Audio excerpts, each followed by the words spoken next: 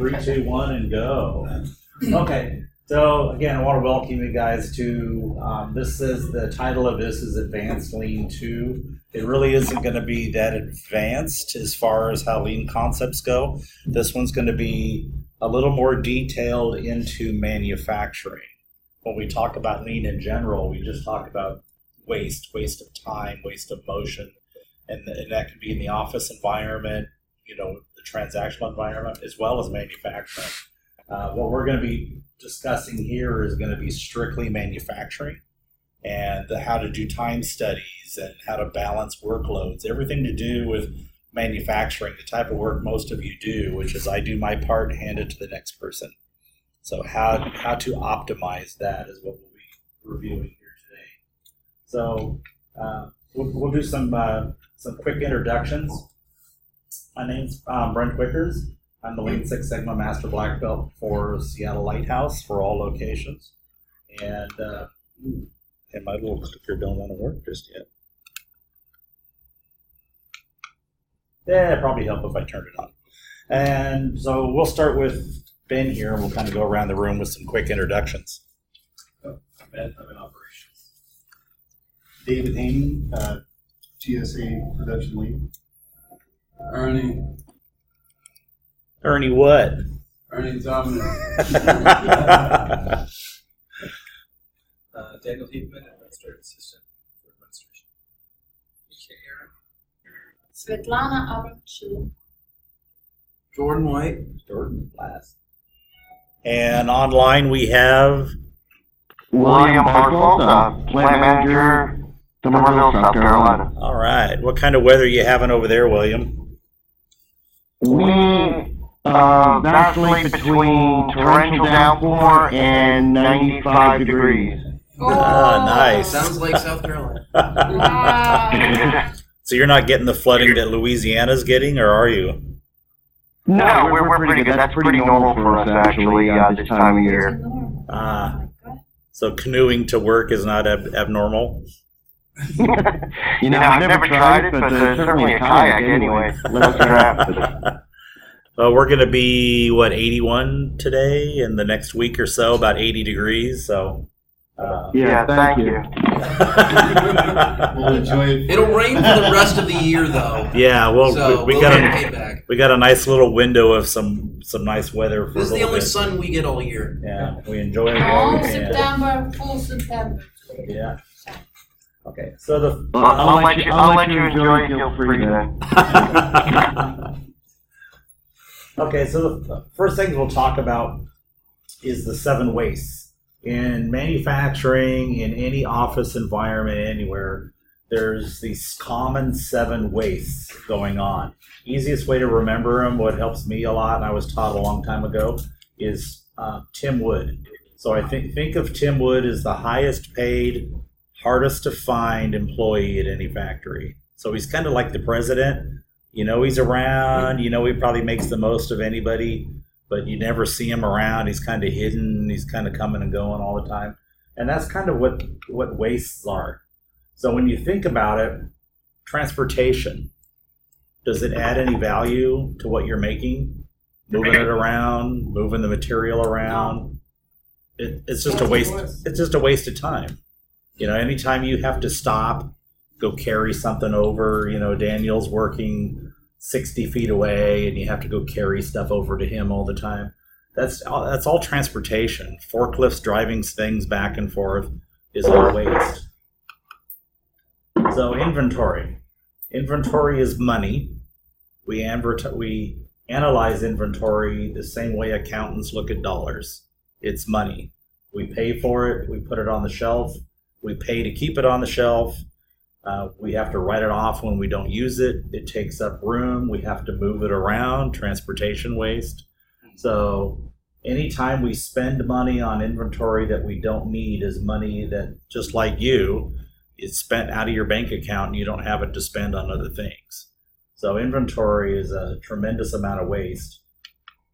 Motion, and that's that human motion. Anytime you're reaching for things, and in our case, anytime we're searching for things, how often do you look for the tools that you use every day and they're not there?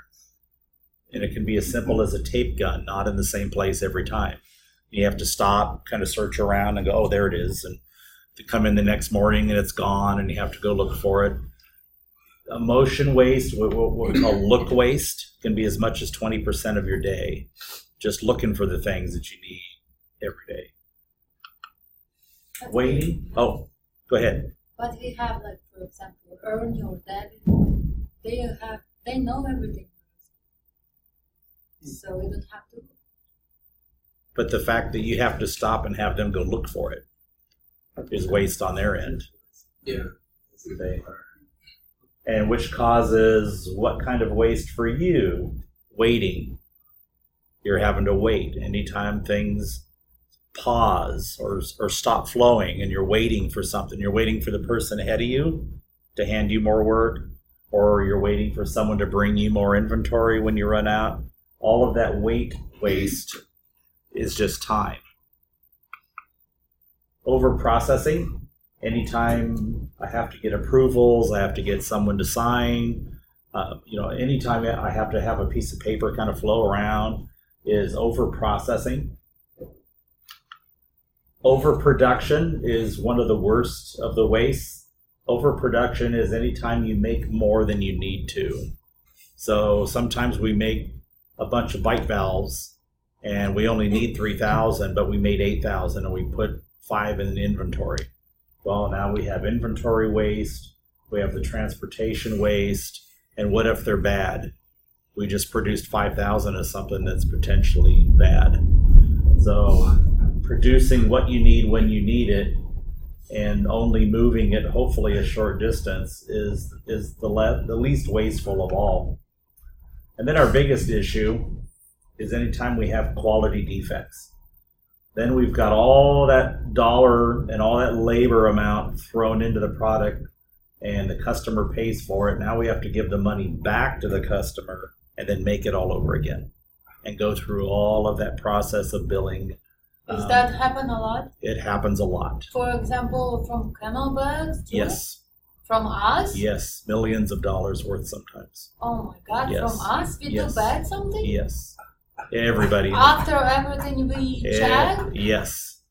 Yes. And quality guys check and we still have bad product? So they catch it. Yes. Yeah, I remember hearing a funny story when I got to work here. I can't remember what it was. Basically a mislabeling problem on the bladders, and I forget. I don't know if anyone here remembers what it actually was. I can remember it exactly. Yeah. No, everything. Yeah. It was on our bladders at the machine that dropped the letter F and slid over. So it said no tour on 60,000 bladders. When? I wasn't 2 here. years ago. I wasn't here. But it happens in aerospace, it happens in non-aerospace, or military, or office supplies. It happens everywhere, every day. We're actually experiencing it right now in Somerville. We're at a hold on Molly assembly for the last 2.5 weeks because we've been using the wrong label insert. They sent us 3 sets of modified labels and all have been out of spec. So we keep assembling them, we're making them, and we can't seal the bags and put the inserts in. Come to find out, it actually should be what's called an attachment and looped around the bite valve drink tube. It's just one of those things where, now I'm new to the company, but as it was explained to me, we've just been thinking how many hundreds of thousands you guys have made, and we're just catching it down because we're doing it for the first time here, and we have a new auditor in, and we have the wrong amount of numbers in the SKU code, and it was the wrong size label at first, so you have the printing and production costs of all those labels, the shipping costs of all those labels, and they're going in the dumpster, plus all the idle time on the floor. Exactly. So, like, that was a perfect bad example of how a quality defect goes all the way back through all the other 6 wastes. Yeah, we actually had to work backwards and debag about 1,600 units. So. Yeah. So that's what happens with a quality defect.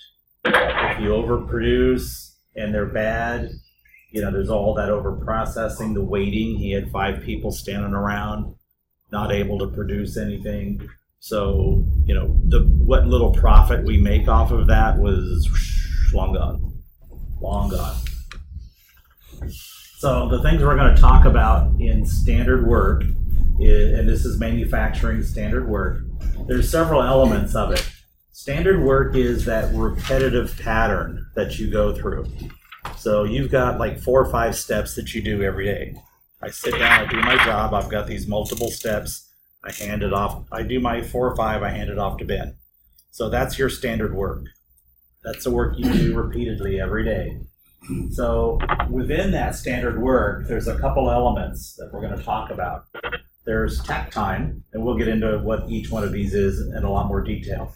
But there's Tack Time, and that's that beat of the music is what tack is. That's a German word for music, because the Japanese don't have a word for rhythm, because they don't have any. Now, the Japanese don't have rhythm in their music. Drums are actually melody. They don't use them for beat. So they didn't have a word for rhythm. So they stole it from the Germans. Tack means beat of the music, rhythm. So tack is that demand from the customer. So how many bladders do we make every day? 1,200. Okay, so 1,200 is tack. When someone says, what's the tack on the bladders? 1,200. Tack time is how often do I need to make one to hit that 1,200.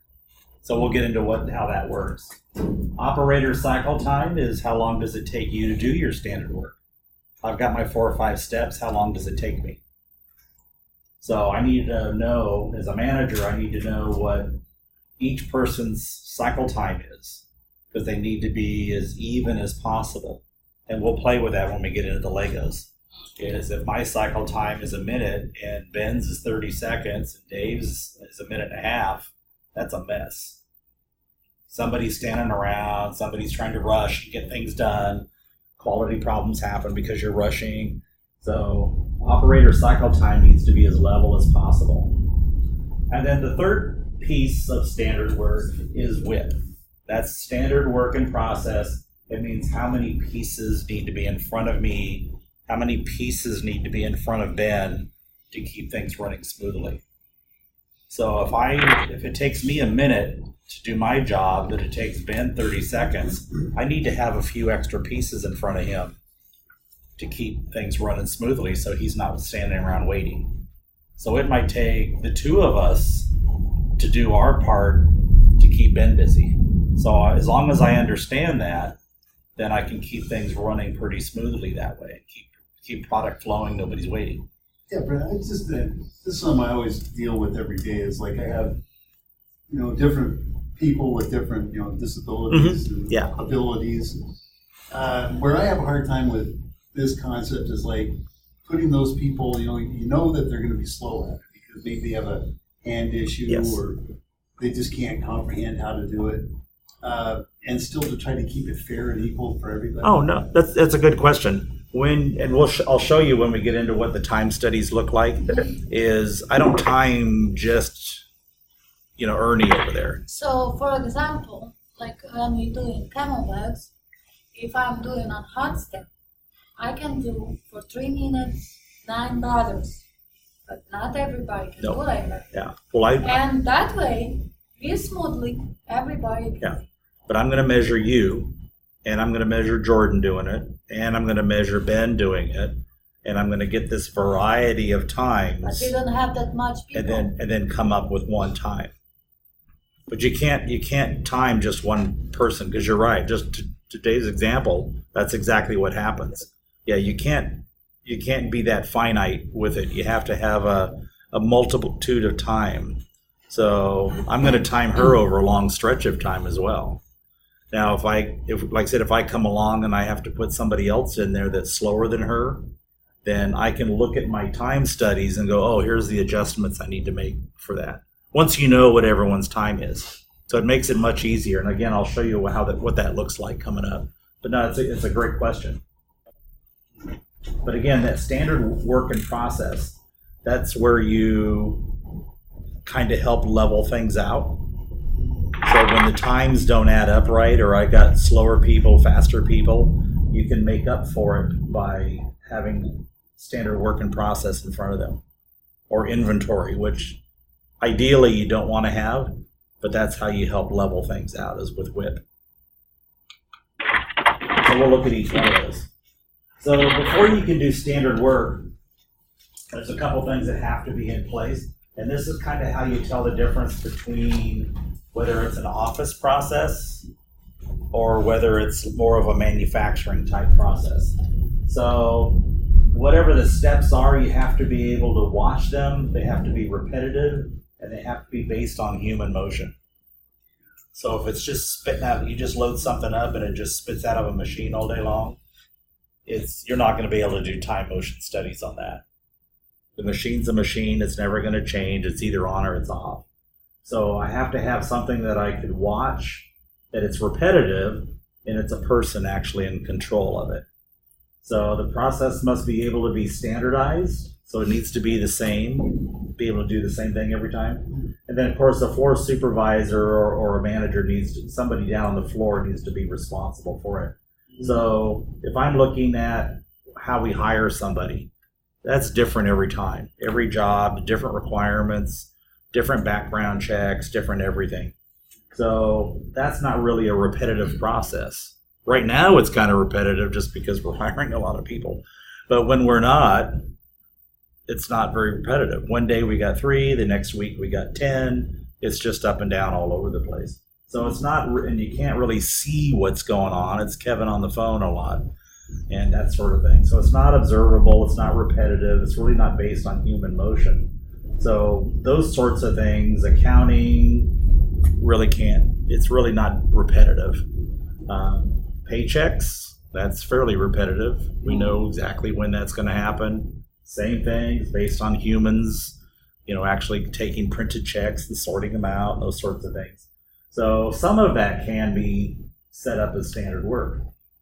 So standard work, for the most part, 90% of the time is going to be based on manufacturing, because that is all humans interacting with machines and with parts. So first thing we need to understand is, how much time do I have available? I'm going to start standard work, and I'm going to look at what Jordan does. I need to understand how many steps he goes through every day. I'm going to pick on him because he's sitting up front. That'll teach you for sitting in the front of the class. So I need to understand exactly how many steps he goes through, how long each step takes, and how that affects the rest of my assembly line. So first thing I need to understand is available time. How much time does he have during the day to be available to work? So if he reports to me, I got him all day long. An 8-hour shift is 480 minutes. But does he work the full 480 minutes? Get 2 breaks. Yeah, see, no employees work the full 480 minutes. Some don't even work 300 minutes around here, but we'll pick on them later. So, Dave. No. Oh, we'll pick on Dave for the bad stuff. We'll pick on Jordan for the good stuff. How's that?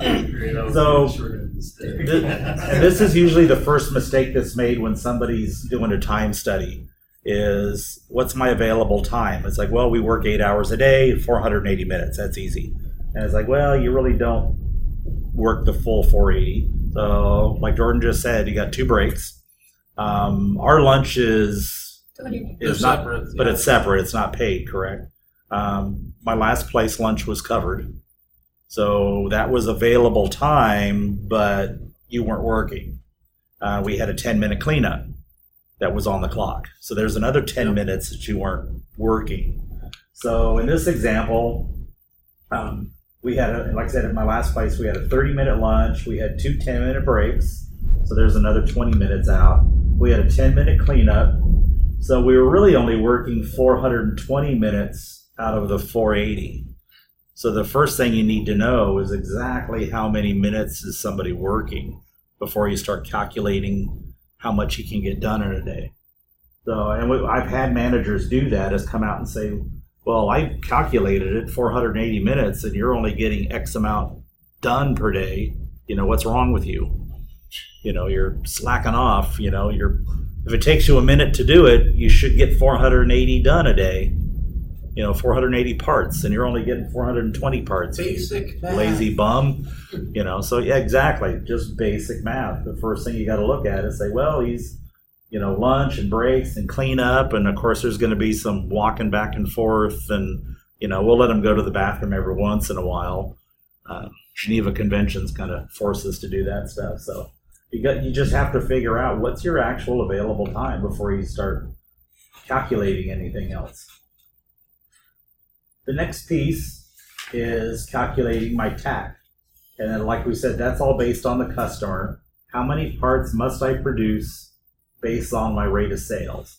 So again, tack is that rhythm. So tack is literally just how many units a day do I need to produce. So for this example, for this training, we're going to say I need to build 100 a day of my widget. So I have a bunch of widgets that we're going to build here. So we're going to build some of these. So there's my widget. I need to build 100 a day of those. That's what my customer wants. That's what Amazon orders for me every day is 100. So from tack, my rhythm, now I need to come up with tack time. And that's how often I must produce one part based on the rate of sales. So tack is how many I need to make in a day. Tack time is how often do I need to build one in order to reach that 100 in a day. And that's where my available time comes in. So to figure out my tack time, I have to look at my customer's demand, which for my example is going to be 100. And then we look at that available time, which was 420 minutes. Because we said that was minus the breaks, minus the lunch and the cleanup. My employees are working 420 minutes. So there's my 420 minutes that Jordan's working, and I need 100 a day. And so my tack time ends up being 4.2 minutes per part. So it's pretty simple math. In order to reach my 100 a day, every 4.2 minutes, one of those widgets needs to fall off the assembly line, ready to go. So now that I know how often I need to build one and what my full shipping quantity is per day, I need to make at least 100 a day. The next thing I need to know is how long does it take Jordan to make one? So now I know my tack time, now my cycle time. That's the total time required to build a complete product start to finish. And that's walking, load and unload, inspecting, packing, everything. So we're gonna, for this example, we know we need to make one every 4.2 minutes. And the cycle time, the time it takes Jordan to make one, is 21 minutes from start to finish. So there's no way he's gonna be able to keep up with that 4.2, right? It's 21 minutes to make a widget, and I need to have one every 4.2 minutes. So right off the bat, I know I'm going to need more than one employee. Jordan's not going to be able to work all by his lonesome.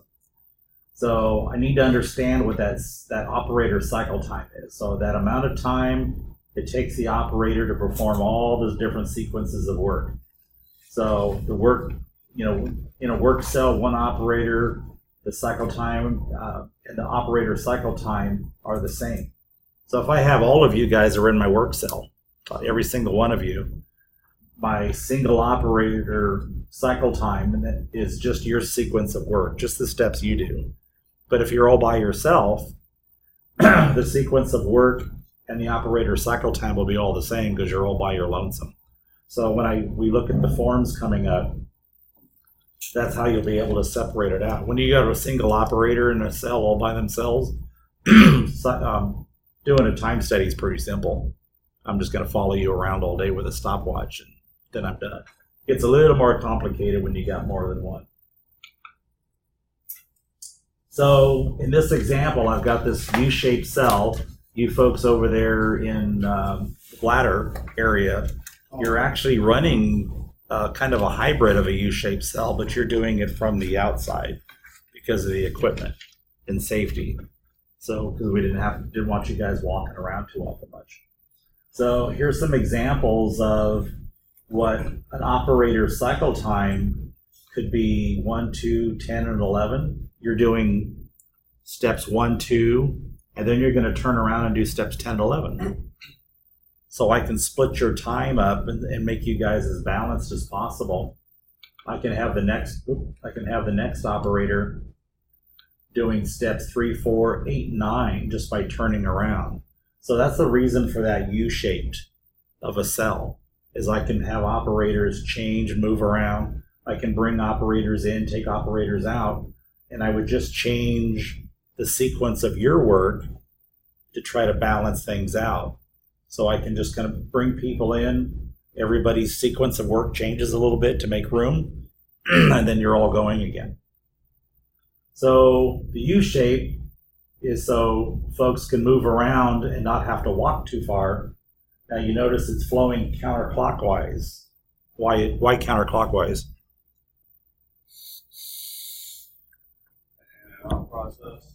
Get it in, get it out. Daniel's almost there. Most people are right-handed. There you go. Yeah, 85% of folks are right-handed. So they're more comfortable reaching with the right hand, pulling the work towards you, and then doing your work function. The next operator reaches with his or her right hand and pulls it towards them. So counterclockwise flow is a lot more comfortable for operators because most folks are right-handed. Just out of curiosity, Brad, what if you have a couple of people that are left-handed? Like me. Now, Jordan. I've had an entire team of 7 that were lefties. The whole group was lefties, and So we you just counter. yeah we just flowed clockwise. Yeah, we just flowed clockwise. Now you can set up the individual workstation to be more comfortable for the left-handed person. You know, move the tooling, the tool display that you might have. Like this tool display. You could have it slide over to one side for the right-handed and slide back over for the left-handed person. Those sorts of things.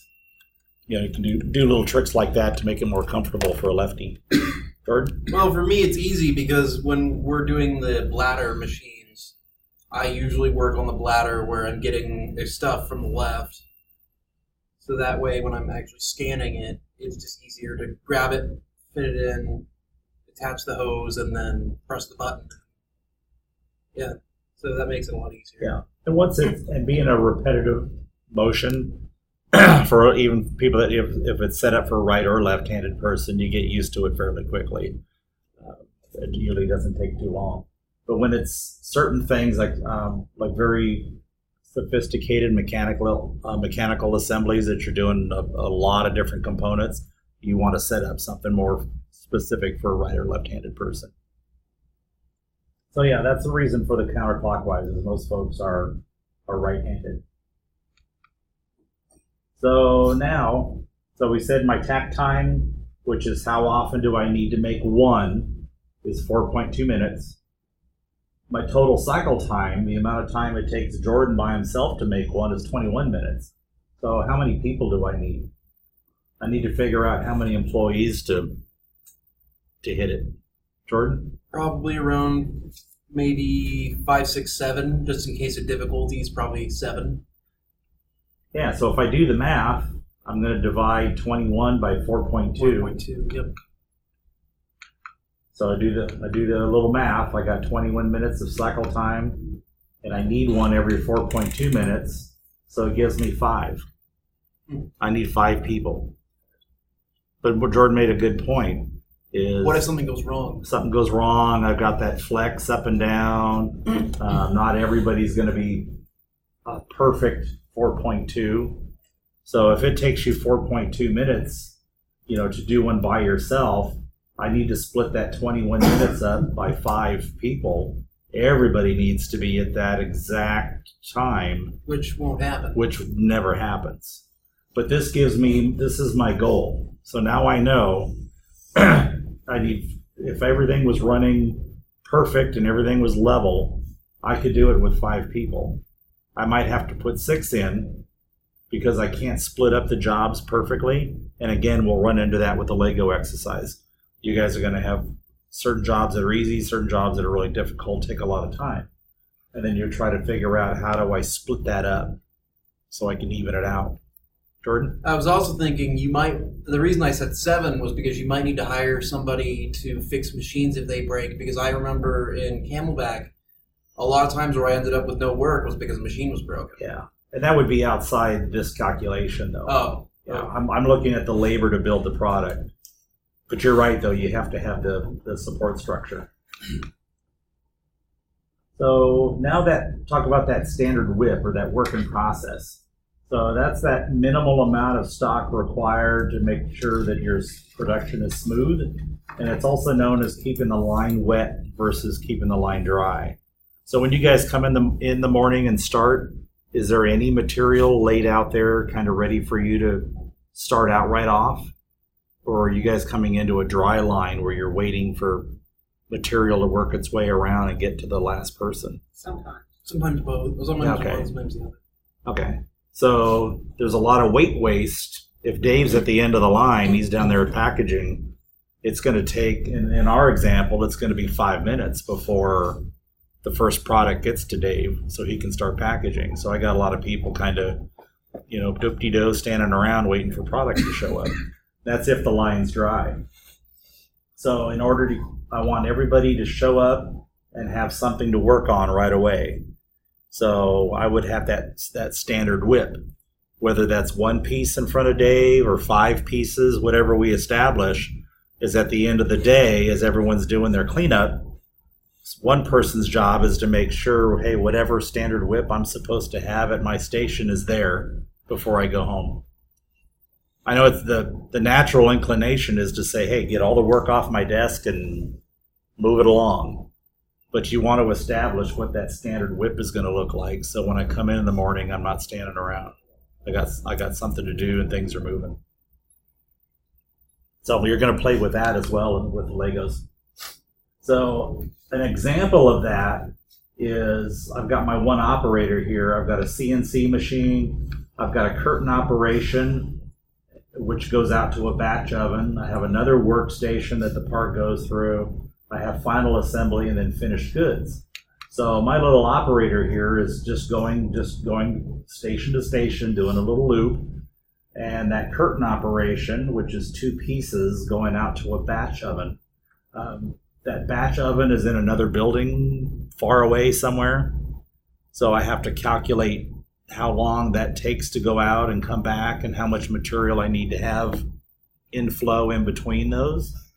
The reason it's called a curtain operation, if you remember from the Wizard of Oz, don't look behind the curtain. You don't need to look behind the curtain.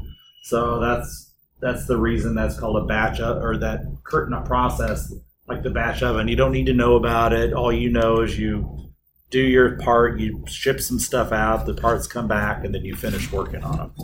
And we do a lot of that here. We produce parts that go out for paint, hardening, clear coat, a bunch of different things that we send parts out for, come back, and then we finish working on them.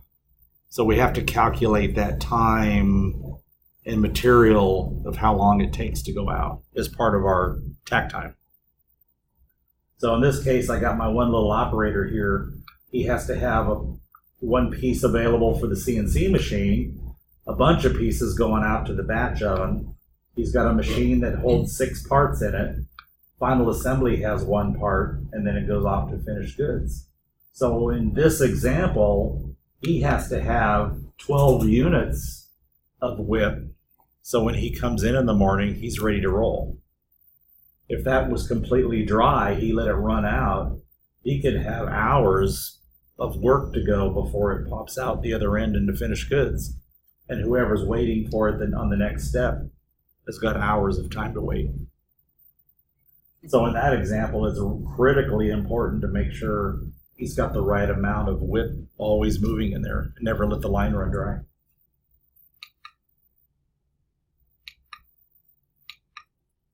Here we go. So we're gonna go and do some time observation. We're gonna do some time motion studies on what Jordan does. we're going to document his standard work. There's a couple different forms that are used. Not all of these are used all the time. If this is a brand new operation, then we're going to use all of these forms. Time observation, what's called a standard work combo sheet, and that's shows the split between each step. The standard worksheet, which is the floor plan, that's the layout. That's just literally a drawing of where all the tables and benches and machines are. And then the most critical one is the operator loading. And that shows me how much time compared to the tack time each one of you take to do your job. So if I see one bar is really high, and that's Ernie, I need to figure out what his steps are and who else I can share some of his work with to kind of try to level that load out. So just like a bar graph, I want to see everything as level as possible on those bars, so everyone's even. If anyone's higher than the other, it just means that's slowing things down. So the chart's really busy. I just want to show it as an example. It's got a ton of stuff on it. But basically all it is a form where I write down the steps, each individual step, and I include walking. If Jordan has to stop and go walk over to grab something and come back, that's a work step. That's a process step because he had to stop and go walk. So I document each one of those, go through the whole cycle of everything it takes for him to build that widget, and then I time it again and time it again.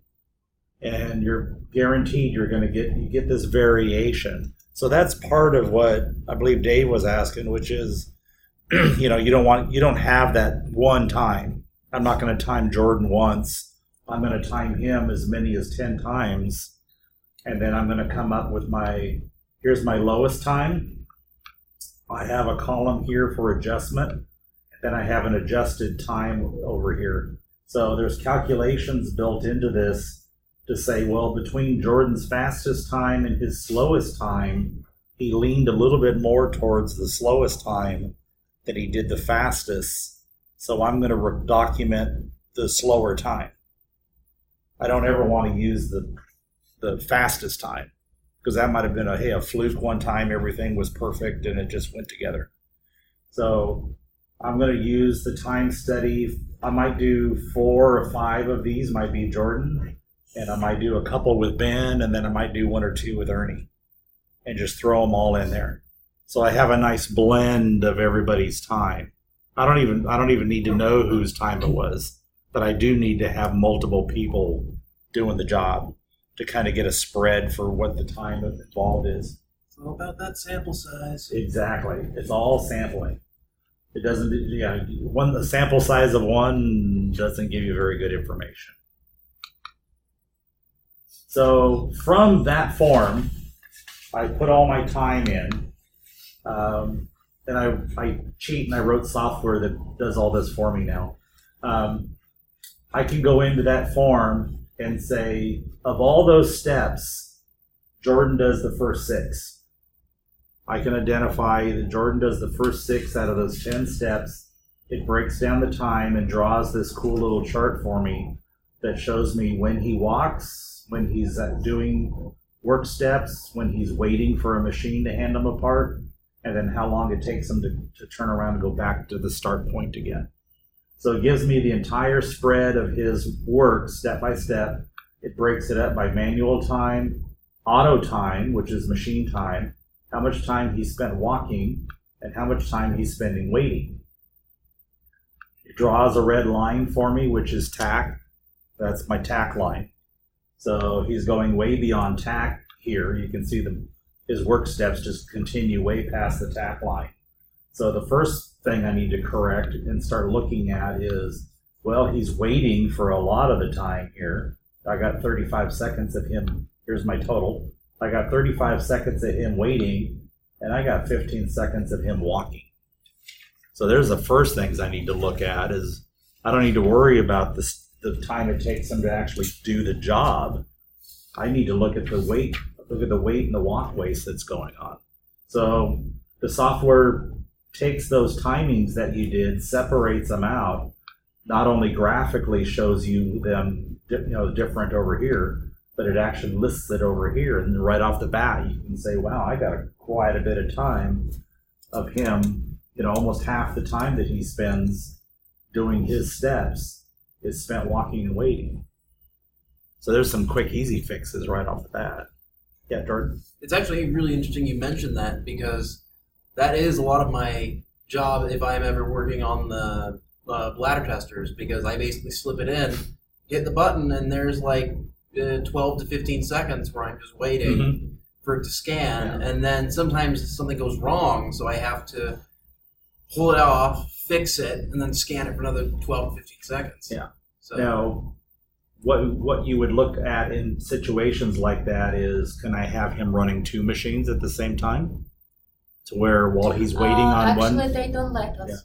while he's waiting on one machine, he can No. turn around and work on another machine? No. Yeah. They said because if you will do two machines, then you're gonna miss something. They really careful. And they said we cannot do this anymore. There's a lot of things that he can be doing, and I love it when somebody says, no, you can't do that, because it's 99% of the time is what? BS. I was doing before, but James said I cannot do this. Yeah. So Is it based on a scientific study, or is it based on someone's opinion? I think somebody told him quality, or I don't know. Yeah. Yeah. But he said It's no more. someone's opinion. Yeah. Yeah. Who knows? No, that's why you always ask the question. I'm just telling. Oh you no, this. I appreciate it, but it's a good point though. Because they said no for me, so I cannot do Yeah. this anymore. But well, actually, it seems like whenever James showed up, there's been a lot of problems. But how many times do you ask why? Usually, Usually, how many? He said I asked. No, yeah, but I how? asked But too much. how many times do most people ask why? I Not don't to- know. If anything, I know about the Stanley Some- Milgram I stuff. asked One. too much. Once, right? For the most part, Yeah. once in Not lean. No, I asked No. couple. No, what I'll be teaching you guys in the future, 5 times. You ask why Then they're 5 gonna times. cry from The me. only person that That's gets to a ask couple why of once is Chuck Norris. Chuck Norris says why once and gets the answer, and that's it. Everyone else 5 times at least. Why? And it's a Japanese thing, but their belief, their philosophy is you don't get to the real root cause answer until the 5th why. One why you get a subset of a symptom. You don't get the root cause. On a lighter So- note, So we'll get into that in the future. But that's what you would look at. You would start asking those questions of, well, Jordan's, I got Jordan waiting around half his time here. So is there something else he can do? Can I eliminate it? Can I move something closer? Because he's doing a lot of walking, 5 seconds of walking 3 different times. It doesn't sound like much, but 5 seconds of walking, that's quite a distance. well, multiply that by Yeah. like 500. I can walk across this room in less than 5 seconds. So that's quite a ways that he's walking back and forth. And again, it doesn't sound like much, but in 420 minutes, that could come out to about 2.5 miles. Great that exercise. he's though. walking. We have somebody upstairs that walks 6 miles a day They're in and, great shape. and never left his area, but he was walking 6 miles a day. That's nice. Good exercise. No, it's ridiculous. That's, you know how much that we don't pay you to exercise. We pay you to That'll work, but it'll extend the worker's lifespan. Do you know how much that cost? That was $300 a day in cost that we were losing. And you know how much money we made off of that person in profit from the work that he did? $200. He was costing us $100 a day just to have him employed. Who is that? So and it wasn't his fault. He was doing what he was told, how he was told to do it. I don't blame him at all. I blame the manager for not understanding the difference between value added, which is work, versus how much time he spent wandering around looking for things, trying to find where the material is, where's my work order, clocking in and out from different work orders. The time clock was like 200 yards away, and he had to punch in constantly. So we gave him a computer so he could do it from his desk and those sorts of things.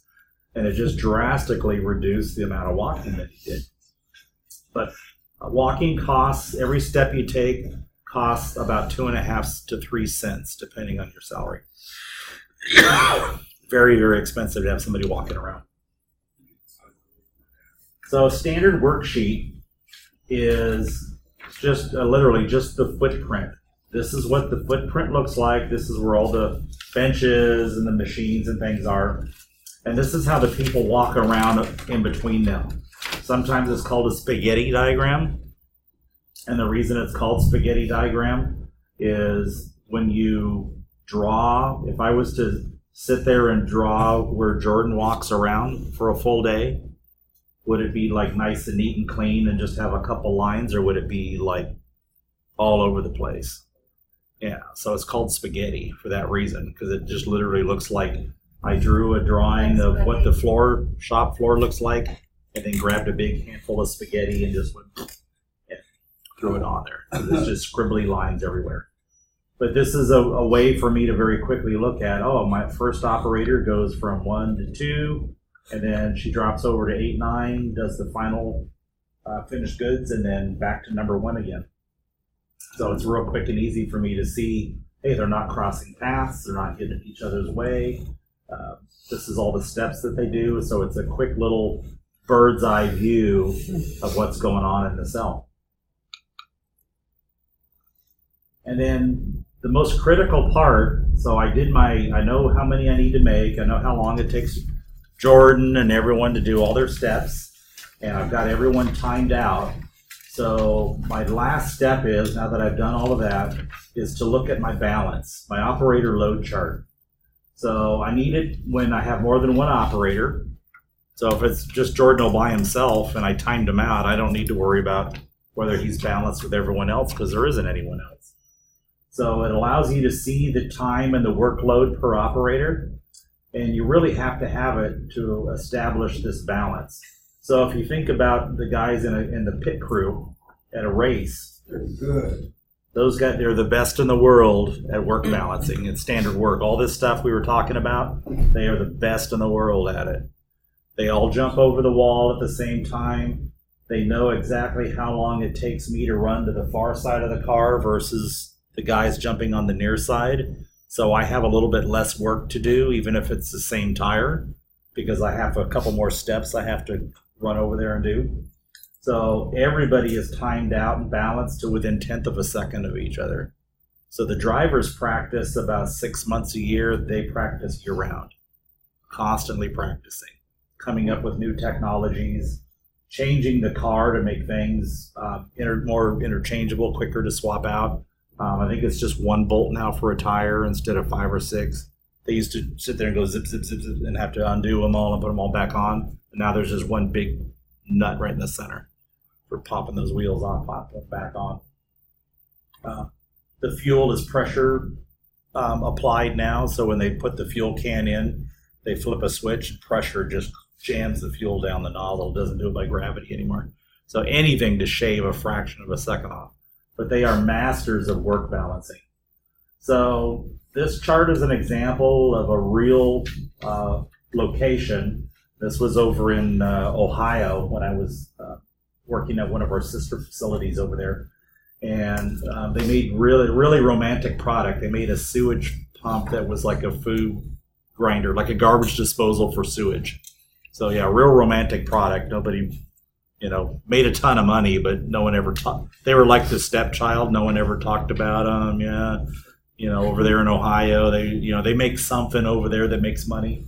But yeah, it was a sewage pump that went to prisons because those guys were putting all kinds of things down the toilet trying to hide stuff, and it needed to go down the pipe and then get ground up. Metal, anything had to get ground up so it wouldn't clog up the pipe. So that's what they made there.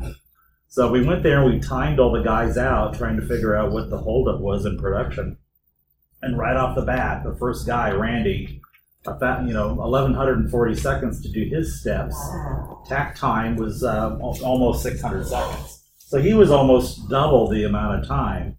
The next guy, Dave here, we'll pick on Dave. It really was his name was Dave. He only had 180 seconds of work. So of course we look over there and there's Randy just going to town over there, just sweating up a storm. Dave standing around, sipping a soda and eating some chips, and we're like, boy, lazy Dave there. He's just, he's just not getting with it. So a lot of people were way under. Here's Gerard here. He had 115 seconds of work. So it was really crazy when we looked at it and said, well, they're not standing around lazy. They're just waiting. All those red lines, that's all weight waste. So we didn't make any changes in that work cell whatsoever, other than just take work away from Randy and gave some to Dave, and we moved some down to another person. So we just kept sharing the workload until everybody was as level as possible, and we ended up with 3.5 people. So out of 7, I had 7 operators in their building and they couldn't keep up. Now they were able to keep up with 3.5. And that's all. How come 3.5? 3 person and half? 3, that half person, what Dan was doing half of his time was bringing over more parts, was packaging up the product and hauling it off to getting on a forklift and hauling the pallet off and coming back. So it's also known as a water spider. You've seen water spiders, they just kind of scoot around all over the place. So he was our water spider. So he would do his labor, and he had plenty of time to go do some running around. And kind of like what I've seen Ernie do is sometimes he's working over there building stuff, and then he's got to run off and get a box and come back. So that's what Dan did. And by the time he came back, there'd be a couple things piled up, but he very quickly caught up because he only had half the amount of labor as everyone else did. So this allowed them to actually open up a second cell building the same product with all those folks that we took out of there. We just duplicated the cell, and they were able to build the amount of product they needed to build and not have everybody getting in each other's way like they were. They were jammed in there. So now they're able to build twice as many of the things with the same amount of people, where prior they weren't able to get out a third of what they needed to get out with 7. So now with 7, they're able to get out twice as much. And that's all we did, was kind of spread the joy around a little bit and level things out. That's all we did. So that's the importance of that. And then the other big piece of it is just 5S. It's just organizing your work area. We talked about having to search for things and just having things put away in such a way to where they're repeatable. It promotes safety because, again, you're not wandering around. You're using the tool that you're supposed to be using. And the repeatability is so important that sport teams use it. Surgeons, of course, use it. Because in our operating theater, all the tools are laid out in the order of how they use them. And they're all stacked on trays. So the first tool they use is the first one they need.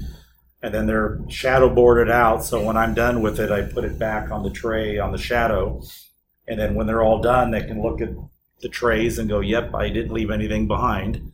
Yeah, they do that. Firefighters, I can go from fire station to fire station, and all the stuff is on the truck in the same way.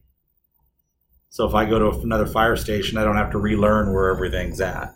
There's a standard for that. Businesses are usually the last. Not enough spot. You make it's not enough space. Like building not enough something. Like so many orders, everything. Well, that's what somebody needs to either. You're talking about material or I'm tools. talking about to put everything like you say in stock, so you can get whatever you want. Mm-hmm. But the thing is, when it's so like full and like no spot where to put everything in order. Yeah. Then you have somebody replenish it. You have less there, and you have somebody replenish it for you. I don't need to put a giant box in front of you that's good all day long. Maybe put a smaller box in front of you and have it replenished 2 or 3 times during the day, so I don't take up all that room. Or just find a better way to organize space, because a lot of times I notice when my house is not organized, it's usually because I'm not utilizing the space. Utilizing the space Yeah. correctly. I'm just sort of putting things where it just seems like it fits. Being blind, I know, like naturally, I'm naturally terrible at utilizing all the space I have. So it could just be a simple matter of just switch things around a bit so that there's more space to be used. If you have spot where to switch around. Like you You said, make like the tools, if they're not in the right places for you to get them fast enough, but they're like on the hot stamp. You have to use the Allen wrench on the hook for the foil, and we used to have to go to the toolbox to grab it. So from now on, it's not in the toolbox no more. It's like right by the machine up under a little Exactly. spot You where can get to it. put some Velcro on it and stick it right on the machine. You know, everything I need for recording these sessions, whether it's 500 people or just a few of you that are here. Sometimes I have to wear a microphone and wireless microphone and walk around. Everything I need for that is right here. If I'm going to do a lot of writing and drawing and stuff, everything I need for that is right here. Even down to cleaning up somebody's coffee spill every once in a while. You know, all of that stuff. Yeah, you can just get a little creative. You know, I put my coffee right here so I don't knock it over. So you have to get creative with that and kind of look at, you know, I use this stuff more often than this, so it's okay to have it behind the monitor, not real visible. I can plug my computer in and out, swap it out, and go back to my office. I don't have to shut everything down, you know, those sorts of things. So you just have to get creative with your space. Here's some bad examples. Here's an office, papers everywhere. That was my former boss. That was a CFO's office. Stuff everywhere. I was going to ask a quick question. Sure. I mean, you've got this example of like poor utilization of space, like where Camelback's set up right now. I mean, it's like we have the elevator comes up to, you know, where freight goes in and out. We're so close to that door. I mean, we're always in constant conflict with the Always warehouse. pushing me when I see it. And it's, you know, it's just not, we're just not in the right place. It's like a bottleneck going right there. There's plans to move things around quite significantly. If you guys are aware, you know, we have the sealers, the new machines coming, and that warehouse section is going away. So we're going to have a couple new sealers. We're going to have to do some significant moving around up there in the near future. I was just wondering, But yeah, it's really making it really hard to Yes, yeah. for me, basically. bringing product in and taking out. You When I know, it's see just a constant everyday situation that we have to do. Yeah. So that's in the works for that. Yeah, absolutely. You need to step out and wait until those warehouse people come. Yeah. And that's more of a safety issue than anything that I don't like. You know, it could cause somebody to get injured. This other picture over here, that's a manufacturing bench. That is where the cochlear implants were built over in Redmond, Washington. So we have quite a few people in the building that actually have those. So that was where it got built. There's a radio there. I think there's a Coke can laying up there somewhere. I can't really tell. It's a mess there. It's an absolute mess. So as a How manager, can you find there? exactly. As a manager, if I walk up to it and that's Ernie's bench, do I know if he's busy? Is he behind? Is he caught up? Does he have everything he needs? I have no clue. Is he using the tools that he's supposed to be using? Or is he using tools that he's not supposed to be using? Again, I can't tell. Hey, Jordan? I always figured if you're a CFO, wouldn't you sort of naturally understand the importance of presentation? If you have a desk where there's like soda cans and pens littered everywhere. Oh, no, CFOs are the worst. Oh, really? Now, I could walk up to him and ask for a document that was 2 years old, and he knew exactly where it was. He'd pop that thing out 2 seconds. But if he was gone, we were screwed. We couldn't find anything. So that's the point. If Jordan's gone that day, and he knows where all the tools are and where everything's stashed, and I put Ernie in there, it's not very repeatable now. Because Ernie can't look at it and just go, oh yeah, all the tools are right here, everything's labeled where it's supposed to be. I can figure it out fairly quickly. And if the tool's not here, I'm not supposed to be using it. That's what we did in both locations, both of those. So the steps to clean all that up, the first one is sort. So 5S is literally 5 S's. First one's sort. And sorting is just taking everything out, just stripping it. Instead of saying sort, I'd rather say strip, because that's what you're doing. You're just gutting everything away. And then I'm going to say, okay, Ernie, show me step 1. And as you do step 1, I hand you the tools that you need. So after you go through all your steps, everything that you didn't ask for, I take away, because it's all extra. So now you've got just what you need for those. Second step is set in order. And that could be shadow boards. I prefer doing the foam, as you can tell, because it's tactile. People can feel where this stuff's supposed, what square everything's supposed to go in. It's a lot neater and cleaner. Shadow boards, you can still hang the wrong tool up. I can't put the wrong tool away in here because it won't fit in the holes that I cut out for it. So in some cases, I can look at it and say, yeah, there's some tools missing. There's some tools in the wrong spot. So it's pretty easy to look at it. But for us, they don't work very well because, Jordan's going to hang a wrench up. He's not sure if he's hanging it in the right spot or not. He can feel the hook, but can't tell if that's the right size wrench that's supposed to go on that hook. Or with the foam, the 3-dimensional tactile stuff, it's like, yep, it goes right here. I know exactly where it goes. In an office, you can do the same sort of thing with 5S. We put diagonal stripes across all of the books and manuals and things. So if any one of those books was missing, I could very easily tell, because then my little diagonal stripe doesn't line up anymore. But of course, the first thing I ask is, do you really need a Windows 95 book or something like that, or something or like Windows 3.1, I think, something like really ancient in it. That's how old that photo is. Is there a Windows 3? Oh no, there's a Excel 97. Yeah, Access 97. So yeah, it's pretty old stuff in there. This was a IT office somewhere. So for IT, that was pretty clean. That's pretty neat and tidy for IT. So we did the diagonal stripes. We marked the shelves where everything's supposed to go. And my favorite, here's me holding, I was out in a work cell out in that same place as make the sewer pumps. I got 2 purple jugs in my hand. One is a very, very poisonous catalyst, and the other one was Hawaiian punch. Really hard to tell the difference between the two. So the operator had both of them on the shelf next to each other, and every once in a while he'd pour one in his little water bottle and shake it up and have some Hawaiian punch.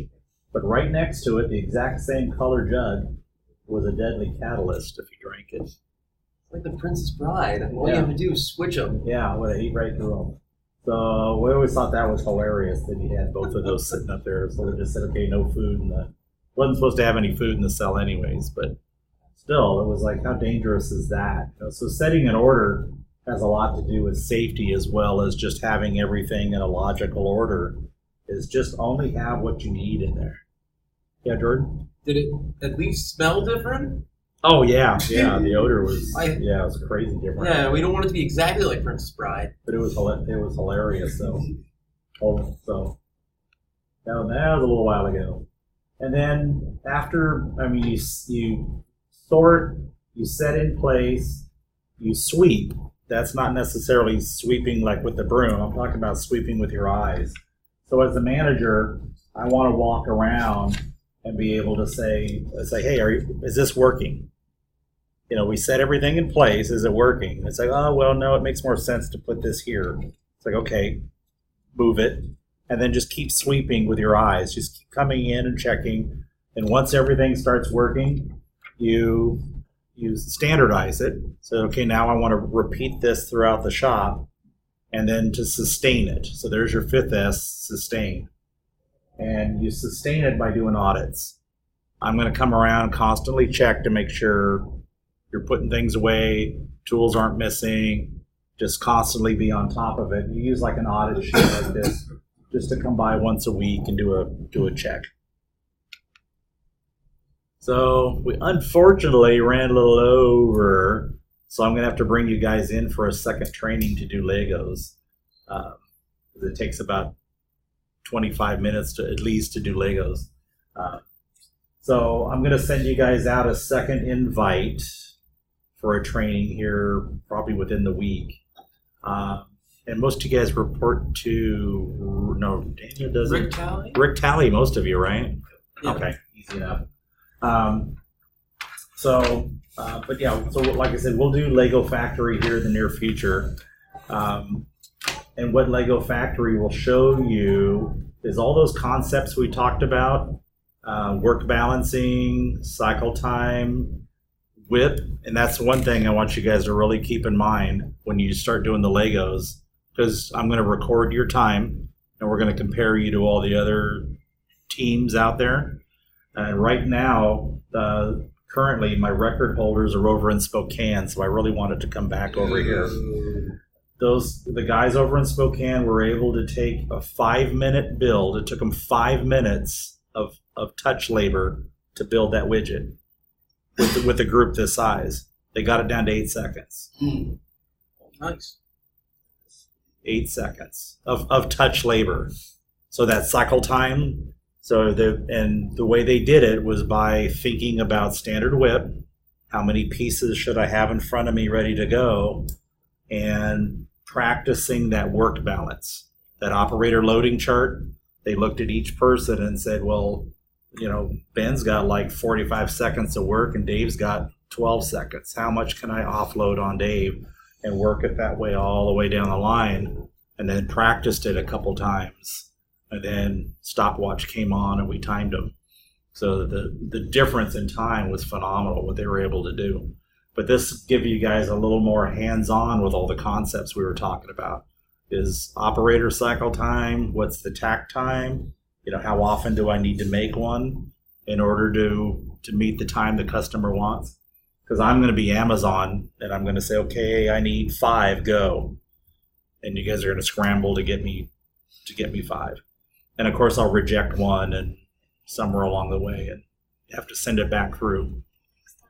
I'll see how that messes you up. So it's a lot of fun.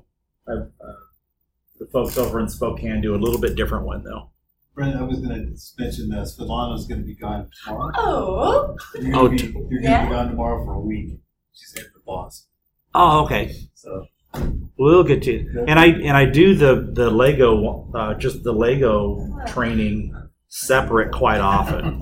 A lot of times I do the Lego, just do the Lego exercise, because it can take some time. Because like I said, partway through, we're going to talk about, kind of reinforce some of the concepts a little bit, and then jump into it, because you're going to build them in different lot sizes. So when we talk about inventory waste, I want one piece at a time, but I'm going to start you with 5, and you're going to watch how the time ratchets down, how much faster you get every time you reduce the batch size.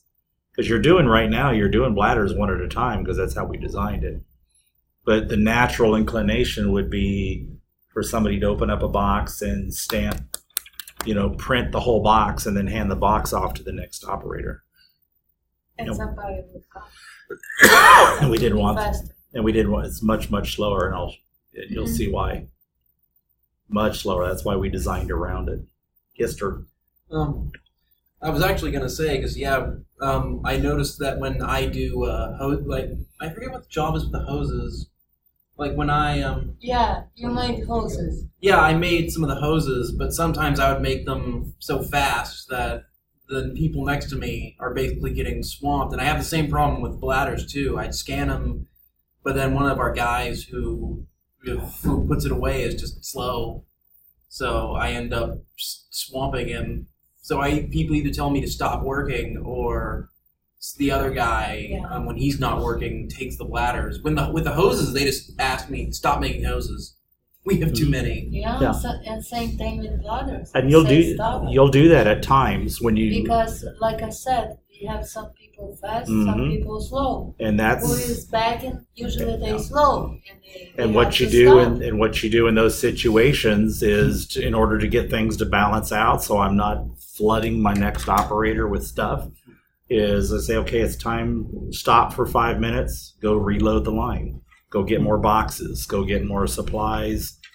Go haul this off to shipping. Tape these boxes shut. The kind of stuff I see Ernie do. Constantly running around. It's okay to have an operator stop and go do some of that stuff, but then come back. Versus, I'm just going to tell Jordan to stop for a while and he's going to sit and wait. It's like, no, it's okay to pull him out and go have him do something else for 5 minutes and let that inventory eat up. Now, ideally, what you want to look at is why the operator after him can't eat it up as fast as he makes it. Or do I take something away from that operator and give it to Jordan? That constant, balancing out.